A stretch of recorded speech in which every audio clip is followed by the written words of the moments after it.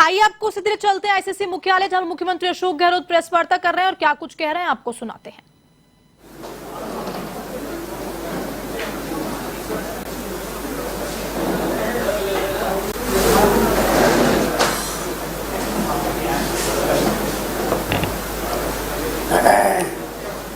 आपकी अनुमति है? नमस्कार साथियों, आज राजस्थान के मुख्यमंत्री श्री अशोक गहलोत और मैं हम लोग आपके सामने हैं। फिर से एक राजनीति का में गठबंधन होना तो एक स्वाभाविक बात है, गठबंधन होते हैं, दिखते हैं, लेकिन जो अमित शाह और नरेंद्र मोदी की राजनीति का गठबंधन है वो एजेंसीज के साथ है और बड़ा स्पष्ट दिखता है। जब भी इनकी घेराबंदी हो जाती है, whenever they feel cornered, they misuse agencies. एजेंसियों को सामने कर देते हैं।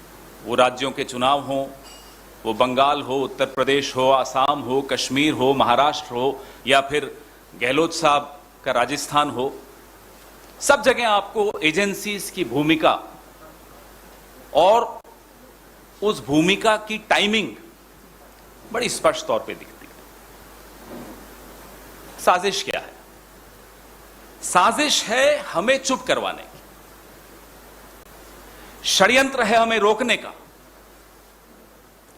और नियत है विपक्ष मुक्त भारत। यह हम सबको स्पष्ट तौर पे समझ लेना चाहिए। देश का यह अधिकार है जानने कि हमें चुप क्यों कराना चाहते हैं। आखिर वो कौन से मुद्दे हैं जो हम जब उठाते हैं तो एक साहब हैं जिनको 18-18, 19-19 घंटे नींद ही नहीं आती, फिर उन मुद्दों की वजह से नींद नहीं आती। और वो मुद्दे उठाने वाले कौन हैं? वो मुद्दे उठाने वाली कांग्रेस पार्टी है, वो मुद्दे उठाने वाले राहुल गांधी हैं, वो मुद्दे उठाने वाली हमारी अध्यक्षा श्रीमती सोनिया गांधी हैं, और उन्हीं मुद्दों से इनकी नींद हराम है। इसी वजह से एजेंसीज को सुबह से शाम तक व्यस्त रखा जाता है। ये वन नेशन वन इलेक्शन मालूम है क्यों चाहते हैं? ताकि एक ही बार एहसान ले लें सारी एजेंसीज का, नहीं तो बार में सबको रिटायरमेंट के बाद एडजस्ट कराना पड़ता है। बड़े परेशान हो जाते हैं, नींद नहीं आती 18-18 घंटे। ये स्थिति है हमारे प्रधानमंत्री की। हम कर क्या रहे हैं? हम तो सिर्फ प्रधानमंत्री को उनके अपने पुराने भाषण सुना देते हैं। डॉलर पे, पेट्रोल पे, बेरोजगारी पे, चीन पे, पाकिस्तान पे, तमाम भाषण जो ये 2014 से पहले देते थे, अब हम उन्हें सुना देते हैं। सर इनका शर्म से झुक जाता है, और झुकना भी चाहिए। हम सिर्फ आपको आपका राजधर्म याद दिलाते हैं, उसमें भी ये परेशान हो जाते हैं।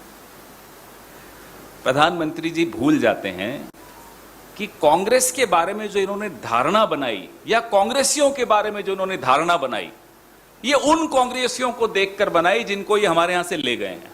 वो धारणा गलत है। गांधी परिवार और कांग्रेस पार्टी की तासीर समझने में नरेंद्र मोदी और अमित शाह को कई जन्म लेने पड़ जाएंगे। They'll have to be reborn several times to understand what the Congress party is and what the Gandhi family is. इस तासीर में संकल्प है, इस तासीर में संघर्ष है, इस तासीर में जुनून है देश को बचाने का, इस तासीर में एक दृढ़ निश्चय है देश को बचाने का। इस तासीर को अगर आप समझ भी लेंगे मोदी जी, तो आपका यह जन्म सफल हो जाएगा। नहीं समझ पाएंगे तो आप जितनी एजेंसीज चाहिए छोड़ दीजिए हमारे पीछे। हम चुप नहीं होंगे, हम पीछे नहीं हटेंगे, हम डर के घर बैठने वालों में से नहीं हैं। अगर आपको कोई शक है तो जाइए अंग्रेजों से पूछ लीजिए।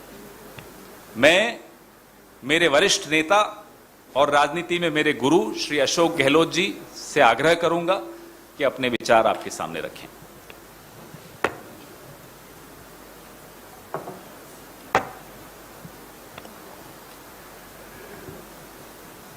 पवन खेड़ा जी और तमाम मेरे मित्रों, जैसा आप सबको मालूम है कि आज ईडी ने पिछली बार राहुल गांधी जी को बुलाया था और 5 दिन तक 50 घंटे से अधिक समय तक उनको पूछताछ करी। पूरा देश देख रहा था। और आज सोनिया गांधी जी को बुलाया है, जिसके बारे में पूरा मुल्क जानता है कि वो एक ऐसी नेता है जिसने पूरे देश का दिल जीता है। जिस रूप में उन्होंने यूपीए का गठन किया, फील गुड और इंडिया साइनिंग के नारों को हराया जो कि आर्टिफिशियल थे, जिसने डॉक्टर मनमोहन सिंह जी को प्रधानमंत्री बनाया। प्रधानमंत्री पद कोई छोड़ सकता है क्या? और जिनके जिंदगी में एक तरफ तो भारतीय संस्कार संस्कृति उन्होंने आत्मसात की, क्या क्या बातें उनके बारे में नहीं कही जा रही थी जब राजीव जी की शहादत हो गई थी। और जिस महिला नेता के रूप में उन्होंने देखा है, एक पारिवारिक महिला के रूप में भी, कि उनके हाथों में इंदिरा गांधी जी की शहादत हुई, जो एक महान नेता थी देश की। बांग्लादेश जिस रूप में बना उस जमाने के अंदर, पाकिस्तान के 2 टुकड़े हो गए।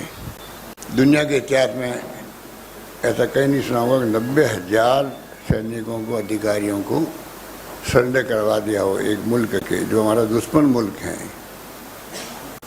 जिसने इंदिरा गांधी ने हरित क्रांति करी, गरीबी हटाओ की बात करी, सब कुछ किया देश के लिए। उनको शहादत हो गई और देश को एक अखंड रखा। राजीव गांधी शहीद हो गए, उनके पति थे, उनकी सास शहीद हो गई देश के लिए, उनके पति शहीद हो गए देश के लिए। इस सरकार को इतनी भी शर्म नहीं आती है कि आप किस महिला को किस रूप में आप व्यवहार कर रहे हैं। ईडी वाले उनके घर जाके बयान ले सकते थे, कई बार लेते हैं, ईडी वाले घर जाते हैं बयान देते हैं, कोई नई बात नहीं है। मोतीलाल बोरा जी के बयान लेते घर जा करके। पर जिस रूप में उनका रवैया जो है वो बहुत निम्न स्तर का है, कहना चाहिए कि निम्न स्तर का है। उनको चिंता नहीं देश क्या सोच रहा होगा। कांग्रेस शासन में हमेशा हर फैसला ऐसा होता था कि मीडिया में कोई इश्यू बन गया तो दुनिया देश क्या सोचेगा, और मुख्यमंत्री को इस्तीफे, रेल मंत्री का इस्तीफा, लॉ मिनिस्टर इस्तीफे हो जाते थे। इनके डिक्शनरी में बातें तो है ही नहीं। इसलिए आज सोनिया गांधी जी को जिस रूप में बुलाया गया वो बेहतर तरीके से हो सकता है। हम जानते हैं, मानते हैं, कानून सबके लिए समान होता है, पर इनके शासन में कानून सबके लिए समान नहीं है। इनके लिए जो एनडीए में आता है, घुस जाता है, बीजेपी ज्वाइन कर लेता है, उसके लिए कानून बदल भी जाता है। जैसे शिवसेना के कई लोगों के बुला के बयान लिए गए, और जब वो इनको ज्वाइन कर गए पार्लियामेंट के मेंबर, तो वो तमाम बातें समाप्त हो गई उनके लिए। इनका जो 2 कानून बना रखे हैं देश के लिए, विपक्ष के लिए अलग है और इनके खुद के लिए अलग है। इस प्रकार आज ये मुल्क चल रहा है, और ऐसा केस हाथ में लिया गया है जो जिसका हक है ही नहीं। ईडी को मनी लॉन्ड्रिंग कहाँ हुई है? ईडी को चाहिए एक प्रेस कॉन्फ्रेंस करे, देश को बताए हम राहुल गांधी को, सोनिया गांधी जी को क्यों बुला रहे हैं, इनके ऊपर अमुक आरोप इस प्रकार के जो कि ईडी में आते हैं। आज ईडी को जिस रूप में मिसयूज कर रहे हैं सरकारों को बदलने के लिए, ये खतरनाक ट्रेंड है। ये लोकतंत्र की भावनाओं के भी आप समझ सकते हो कि कुचला जा रहा है उसको भी। मैंने बार बार कहता हूँ कि देश में संविधान की धज्जियां उड़ रही है, देश में लोकतंत्र खतरे में है, ये उसके उदाहरण हैं। इस रूप में आज ये मुल्क चल रहा है। लोग, पूरे देश के लोग डरे हुए हैं, सहमे हुए हैं और घुटन महसूस कर रहे हैं। देश के अंदर घुटन महसूस कर रहे हैं। ये समझ नहीं पा रहे हैं, इनको नहीं एहसास है कि कभी जनता का मूड बदल भी सकता है। अभी आपने हिंदुत्व के नाम पे जो हर व्यक्ति के व्यक्तिगत धर्म की बात आती है तो व्यक्ति साथ खड़ा हो जाता है। हमारी लड़ाई विचारधारा की है, देश को बचाने की है। उसीलिए आज पूरे देश के कांग्रेस जन प्रदेशों के अंदर, जिलों के अंदर धरने कर रहे हैं, प्रदर्शन कर रहे हैं, मैसेज देने के लिए। अब भी आप, ये तो लोकतंत्र के गहने हैं, धरने हो, प्रदर्शन हो, विरोध प्रकट हो, इसको तो टॉलरेंस पावर हो, ये तो लोकतंत्र में आवश्यक है। आज अगर ये होते हमारी जगह तो आज आग लगा देते, तोड़फोड़ करते। इनकी फितरत ये है। हमारे यहाँ तो बाहर आप देख रहे हो, रघुपति राघव राजा राम पतित पावन सीताराम के भजन हो रहे हैं। इस एक भजन से समझ लीजिए, ईश्वर अल्लाह तेरे नाम। कि कांग्रेस की सोच क्या है, इनकी सोच क्या है। ये भजन बोलने वाले कभी भी ना हिंसा कर सकते हैं, ना तोड़फोड़ कर सकते हैं। और पुलिस बाहर छावनी बना रखा है एआईसीसी दफ्तर के चारों ओर। क्या जरूरत है? ये हमारा खुद का हेडक्वार्टर है, उसके अंदर आप आने की परमिशन नहीं दे रहे हो। ऐसा तो पहली बार इतिहास में हुआ है। पर सरकार राज्य की है, दूसरी पार्टियों की, वो इनके ऑफिसर के अंदर जाने की परमिशन देगी नहीं। अच्छी बात है क्या? ये परंपराएं ठीक नहीं हो रही है। इसलिए मैं कहना चाहूँगा जो बेरोजगारी है, महंगाई है, आर्थिक स्थिति डावाडोल है, 80 रुपये क्रॉस कर गया है डॉलर, ये चिंता वैसे होना चाहिए। जो चुनौतियाँ देश के सामने हैं, डोकलाम की है या और कोई है, पूरे विपक्ष को बुला के बातचीत करनी चाहिए। कोई दुश्मन तो होते नहीं राजनीति के अंदर, ना होना चाहिए। पर ये दुश्मन मानते हैं हम लोगों को, विपक्ष को दुश्मन मानते हैं। अभी भी आप हैदराबाद में भी मोदी जी ने कहा रीजनल पार्टियों के बारे में भी, और सबको ये जो है वंशवाद चल रहा है। तो ये जो इनका टारगेट है विपक्ष, पहले कांग्रेस मुक्त भारत की बात करते थे, अब इनकी मंत्रा है विपक्ष मुक्त भारत बने। डिक्टेटरशिप हो देश के अंदर, उस दिशा में देश जा रहा है। हर देशवासी को चिंता होनी चाहिए। और मैं समझता हूँ कि इनके रवैये जब से आए हैं तब से देख रहे, गोवा, मणिपुर, कर्नाटका, मध्य प्रदेश और महाराष्ट्र, ईडी इनका बहुत बड़ा डेमोक्रेसी में हथियार हो गया सरकारों को गिराने का। इससे घटिया बात कोई हो नहीं सकती कि आप एक एजेंसी के माध्यम से मेंबर पार्लियामेंट डरा करके, धमका करके, और आप सरकार बदलते हो और गर्व महसूस करते हो। इनकी अंतरात्मा पता नहीं गर्व महसूस करती होगी, शर्म महसूस करती होगी, वो तो मैं उनको पूछ नहीं सकता हूँ। पर हालात देश में यही है जिसमें सब लोगों को लगता है ये हो क्या रहा देश के अंदर। इन स्थितियों में हम लोग चल रहे हैं। और सीआरपीसी से जो प्रोसीजर है देश का, कोई गलती हुई है तो एक प्रोसेस होता है, उसके अंतर्गत ही आप 15 साल के कम उम्र के लोगों को या महिला को नहीं बुला सकते। इस प्रकार से सच सम्मान उनसे बात करो। वैसे भी किसी भी अपराधी जब आरोपित होता है तो कम से कम जब तक वो सिद्ध नहीं हो कि ये इसे जुर्म किया है, तब तक आप कैसे उसको अपराधी मान सकते हो। ये तो और मामला अलग तरह का है। पर इनके लिए तो वही है कि जो इन्होंने ठान ली है वो हमें पूरा करना है। इसलिए मैंने कहा देश में भय का माहौल है और देश में माहौल घुटन का है, इसको समझने के प्रयास नहीं कर रहे। गांधी परिवार को ही क्यों कर रही है, जिसने इतनी सेक्रीफाइस किया है, त्याग किया, बलिदान किया। मोतीलाल नेहरू के वक्त से ही पंडित जवाहरलाल नेहरू की कोई उपलब्धि थी नहीं इनकी दृष्टि के अंदर। आज 75 वर्ष मना रहे हैं अमृत महोत्सव। नाम तो एक से एक बढ़ करके देने के लिए इनकी जो फितरत है आरएसएस बीजेपी, उसका तो कोई मुकाबला नहीं है।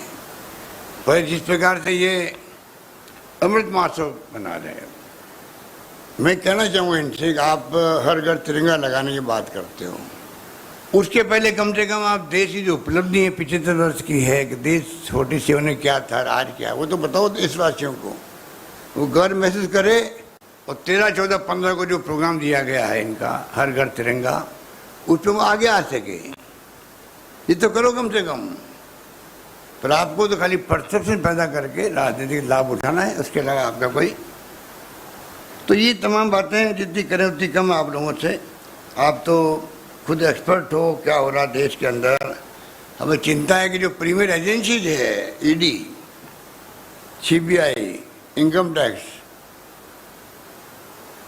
उसकी क्रेडिबिलिटी ये कम कर रहे हैं दबाव दे करके। और इतना दबाव उनके ऊपर है, तो आप देख रहे हो दबाव में काम कर रहे हैं। प्राइवेटली वो खुद ही करें कि हम क्या कर सकते हैं, ऊपर से आदेश आता है। एक दिन पहले कल छापा डलाओ, जबकि पहले रेखी होती है, असेसमेंट होता है, उसके बाद में छापे पड़ते हैं। पर यहाँ तो और ही चल रहा है। तो ये मामले बड़े गंभीर हैं, इसलिए मैंने आपसे सोचा कि आपसे मैं भी रूबरू हूँ, इसी बहाने आपसे कुछ बातचीत भी होगी। और जो हालात सबके सामने मैंने बता दिया आपको। तो सोनिया गांधी जी को आज बुलाना, मैं इसकी निंदा करता हूँ। इनको चाहिए था कि उनके घर जा करके वो बयान लेते हैं उनके, अगर लेना ही था तो पहले तो कोई दम है नहीं इस केस के अंदर। नेशनल हेराल्ड जब से मैं राजनीति में आया हूँ तब से देख रहा हूँ, ऊपर जवाहरलाल नेहरू का जो कंपनियों के सिस्टम होते हैं उसके अंतर्गत वो उसको मजबूत करने के लिए एक नेशनल हेराल्ड भी हम हिंदुस्तान टाइम्स की तरह, टाइम्स ऑफ इंडिया की तरह क्यों नहीं आगे बढ़ने का प्रयास करें। हालांकि पॉलिटिकल पार्टी के अखबार उस लिमिट तक जाते नहीं हैं, हम जानते हैं। जैसे 5-6 दिन नहीं उनका है, ऑब्जर्वर है। कभी कांग्रेस ने कोशिश की क्या उसको नेस्तनाबूद करने का, उसको बंद करने का। पर ये चाहते हैं कि अखबार नया खड़ा क्यों हो। तो दो बातें हैं, एक तो ये अखबार क्यों ये मजबूत बने, शुरुआत में इसको क्रश कर दो। इसे तमाम इस केस को बना करके उलझाया जा रहा है। नंबर 2, उदयपुर डिक्लेरेशन जो हुआ है, उदयपुर डिक्लेरेशन जिसमें पदयात्रा के प्रोग्राम भी थे, 2 अक्टूबर से भारत जोड़ो अभियान था। डिक्लेरेशन के अंदर जो भावना प्रकट हुई है देशवासियों के सामने कांग्रेस की, उससे मोदी जी, अमित शाह जी चिंतित हो गए। उसी दिन से तय कर लिया और इमीडिएटली नोटिस दिए गए सोनिया जी को, राहुल जी को।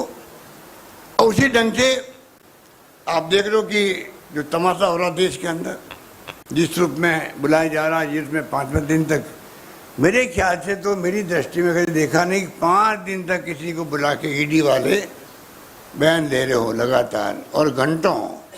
ऐसा एक भी केस ऐसा देश में नहीं होगा।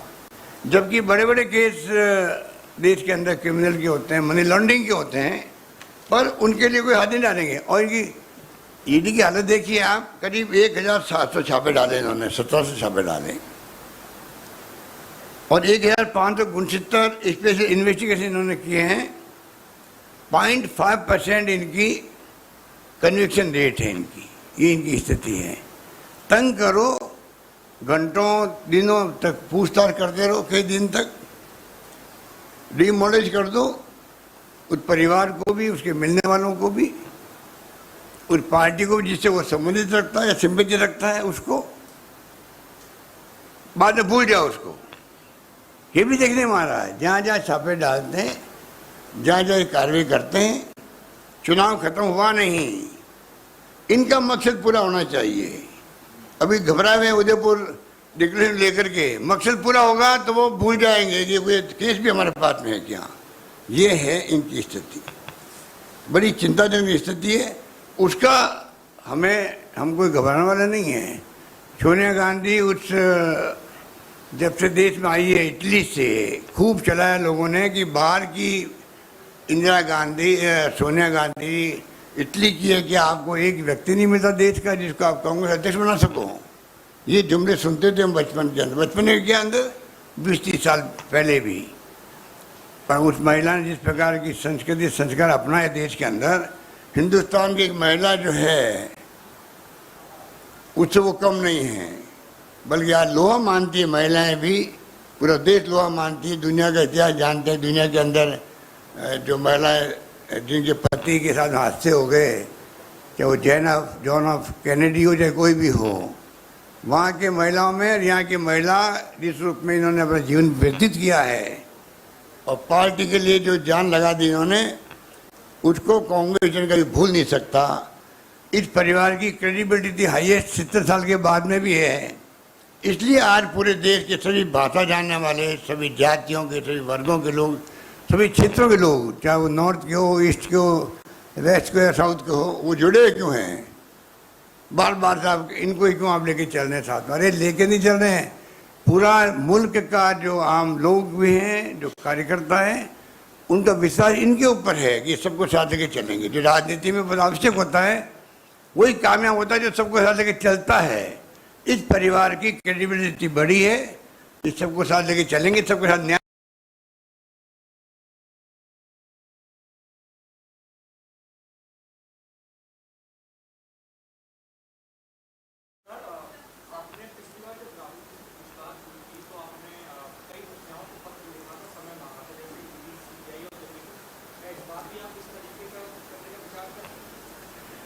मैंने पत्र नहीं लिखा था, मैंने मेरे ऑफिस से इतला करवाई थी कि मैं सीबीआई के डायरेक्टर से, ईडी के डायरेक्टर से मिलना चाहता हूँ, इनकम टैक्स के सीबीडी के चेयरमैन से, और उनको बताना चाहता हूँ कि आप लोगों के बारे में देश में क्या धारणा बन रही है। आपके खुद के जो फैसले, रेड हो रही है, दमन हो रहा लोगों का, उद्यमी हो, व्यापारी हो या और कोई राजनीतिक पार्टी जुड़ा हुआ व्यक्ति हो, जैसे राजस्थान में प्रयास हुआ सरकार गिराने का, तब भी एक साथ में 5 जगह छापे पड़े थे। इधर मेरी मीटिंग चल रही, इधर मेरे पिछवाड़े में छापे पड़े। जो इंडस्ट्रीज भी नहीं होते उनके छापे डाल दो, मेन आदमी है तो कोई। ये सब धंधे उस पर भी इन्होंने किए, तो ये करते रहते हैं, इसलिए ये कोई नई बात हमारे लिए नहीं है। सर, आप देश के हालात की बात कर रहे हैं। राजस्थान में उदयपुर में जो कैलाश हत्याकांड हुआ, उसमें जो मारने वाले थे उनके भी लिंक्स तस्वीरें सामने आई थी भाजपा के नेताओं के साथ, और बचाने वालों के भी लिंक्स हैं, वो भाजपा के लोगों का आया तो बचाया जाए। आप इसको कैसे देखते हैं? वो तो आप समझ जाइएगा, उसी रात जिस दिन केस हुआ था, अचानक ही एनआईए को केस सुपर्द कर दिया गया। देश में इतनी घटनाएं हो रही है, उदयपुर की घटनाएं ऐसी क्या थी, इस हमें समझ के परे थी बात। रात को अचानक ही एनआईए इस केस को देखेगी। हमने वेलकम किया, कोई दिक्कत नहीं है, क्योंकि एनआईए एक बड़ी एजेंसी है, नेशनल एजेंसी है, जिसका काम ये है अगर राष्ट्रीय अंतर्राष्ट्रीय कोई ऐसी लिंक है किसी घटना का तो जांच करनी चाहिए उनको। हमने कोई एतराज़ नहीं किया उनका, पर ये संदेह पैदा करता है कि रात को ही कैसे एनआईए पिक्चर में आ गई, जबकि एसओजी ने काम शुरू कर दिया था, दोनों अभियुक्तों को पकड़ लिया था। उनके संबंध जो है बीजेपी के साथ में वो तो जग जाहिर है।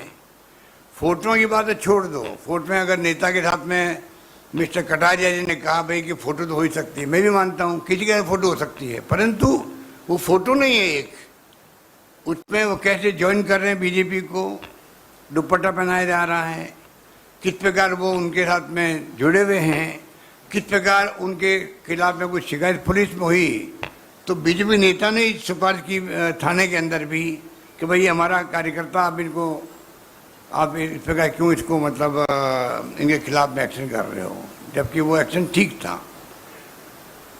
बार बार जो जिसने थाने में सिफारिश करी, जिस नेता ने, उसका और इस जो व्यक्ति में अतारी जो मुख्य अभियुक्त है मारने वाला, इसके कई बार टेलीफोन पे बातें हुई आपस के अंदर 2-3 दिन के अंदर। तो तमाम बातें ये सिद्ध करती है कि टोटली बीजेपी के साथ में जुड़े हुए थे, मारने वाले, और बीजेपी उस पर एक्सपोज हुई पूरे देश के अंदर। ऐसा नहीं है, लोग समझते भी हैं कि बीजेपी लिंक था, उसी रूप में ये इनका बैकग्राउंड ये है, तो ये कुछ छिपा नहीं सकते चाहते हुए भी। अब मैं चाहता हूँ बजाय कि हम लोग कोई बात करें, एसओजी कार्रवाई करेंगे तो उसमें लगेगा भाई ये जानबूझ के तंग कर रहे होंगे, क्योंकि जो राजनीतिक माहौल बना हुआ देश के अंदर, उसमें सही क्या है गलत क्या है इसका तो कोई सोच ही नहीं है। तो हम चाहते हैं एनआईए को चाहिए ये जो घटना हुई है इसके बैकग्राउंड को जाए, वास्तव में क्या लिंक था बीजेपी के साथ में इनका, किस हद तक था, क्यों था, और बाद में उसी व्यक्ति ने इतनी हिम्मत कैसे कर ली जब मालूम है कि आज बीजेपी का एजेंडा क्या है, उसके बाद में ही एक कन्हैयालाल की हत्या करने के मायने क्या थे। ठीक है,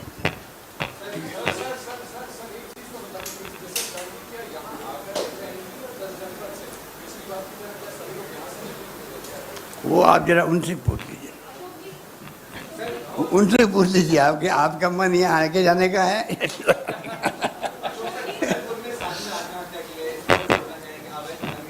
देखिए उसके लिए हम लोगों ने पहले ही फैसला कर लिया था, बड़ा फैसला किया है। वो चाहते थे फॉरेस्ट में लैंड जाए, और एक व्यक्ति ऊपर चढ़े हुए थे, एक साधु ऊपर